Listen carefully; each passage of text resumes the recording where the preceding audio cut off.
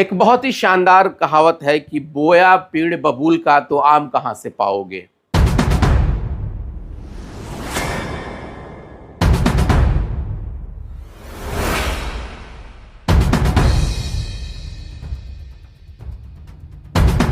सिर्फ 10 मिनट के बारिश में, जरा इसको पहले देख लीजिए आप।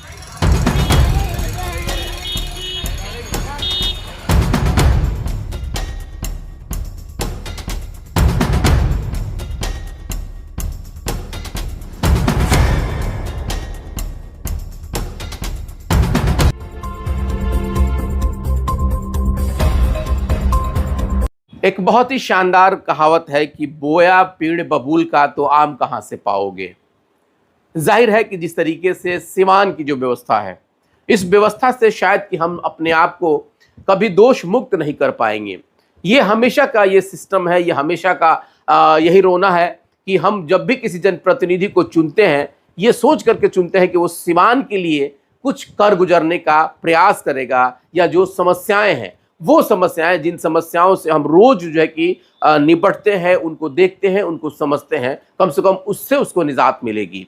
अभी चर्चा बिजली को लेकर के खूब हो रही है। हालांकि बिजली का निजीकरण हो चुका है, सरकार जो है कि मोटा रकम भी वसूल रही है बिजली के नाम पे।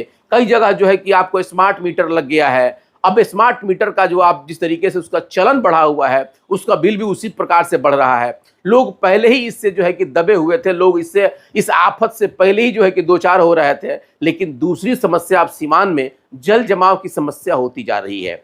सिर्फ 10 मिनट के बारिश में, जरा इसको पहले देख लीजिए आप।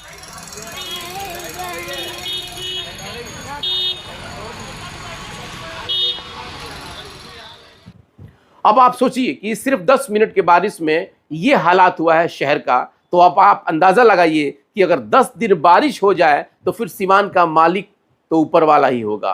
भैया, ये सिर्फ 10 मिनट की बारिश का ये वीडियो है, जो कि कृष्णा टाकीज से लेकर के दरबार मस्जिद, और उसके बाद यही व्यवस्था आपको लगभग स्टेशन रोड की भी है। अगर देखा जाए तो लगभग सभी मोहल्लों की यही स्थिति है। नालों की बात की जा रही है, आजकल बहुत ज्यादा जो है कि नाला बन रहा है, हर वार्ड में नाला की खुदाई हो रही है, लेकिन उस पर भी किसी का ध्यान नहीं है। नाला का जो मापदंड होना चाहिए, जिस तरह से नाला का जो एक तरह से मैप होना चाहिए, वो बिल्कुल उसको धत्ता बता करके, और नाला का जो निर्माण लगभग 2 फीट और उसके बाद उसकी चौड़ाई रह रही है 1.5 फीट, यही बना करके और उसको इतनी सिर्फ पूरा किया जा रहा है। अब आप अंदाजा लगा सकते हैं कि अगर उसमें एक पॉलीथीन भी पड़ जाए तो वो रुक जाता है, और उसके बाद वो सारा पानी सड़क पे ही बहना शुरू हो जाता है।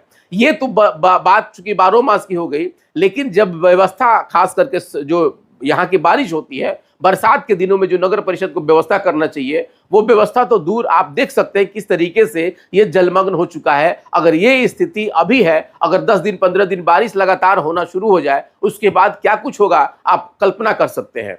देखिए, ये दूसरी चीज है। उसके बाद आप देख रहे हैं कि हर रोज जिस तरीके से जाम की समस्या से सीवान के लोग जूझ रहे हैं, तड़प रहे हैं, उसके बाद भी उससे उनको निजात नहीं मिल रही है। हालांकि अभी तो हमको नहीं लग रहा है कि इस तरह की व्यवस्था से सीवान के लोगों को जो है कि रिलैक्स मिलेगा, वो लोग जो है कि इससे जो है कि थोड़ा सा राहत महसूस करेंगे, ऐसा कभी लगता नहीं है।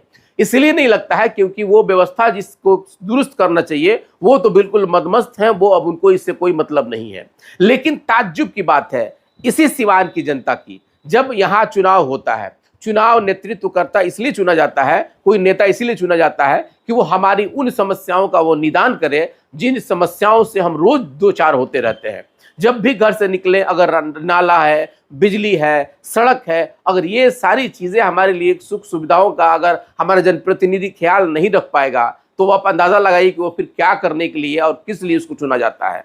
सीवान की जनता हमेशा अपने आप को उस वक्त आत्मग्लानि महसूस करने लगती है जब ये समस्याएं उसके सामने, चाहे वो नाला की समस्या हो, चाहे वो जल भराव की समस्या हो, चाहे वो ट्रैफिक व्यवस्था हो, या फिर बिजली व्यवस्था हो।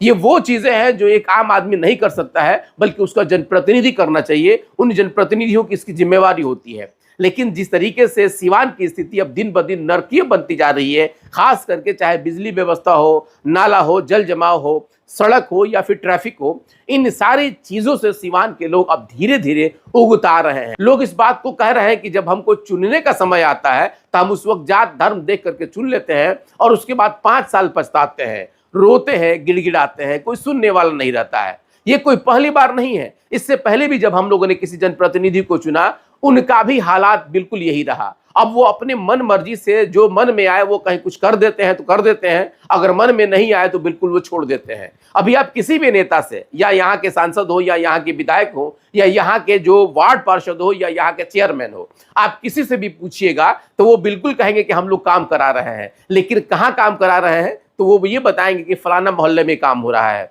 फलाने गांव में काम हो रहा है, फलाने एरिया में काम हो रहा है, जबकि उसकी बहुत जरूरत नहीं है। जरूरत उस चीज की है जिससे ज्यादातर लोग डेली दो चार होते रहते हैं। अब आप सोचिए कि इस व्यवस्था, जैसे हम लोगों ने ट्रैफिक व्यवस्था को देखा, ट्रैफिक व्यवस्था हमेशा जो हम जिसका सामना करते हैं, लगभग देखा जाए तो इस पे अभी फिलहाल किसी की नजर नहीं है।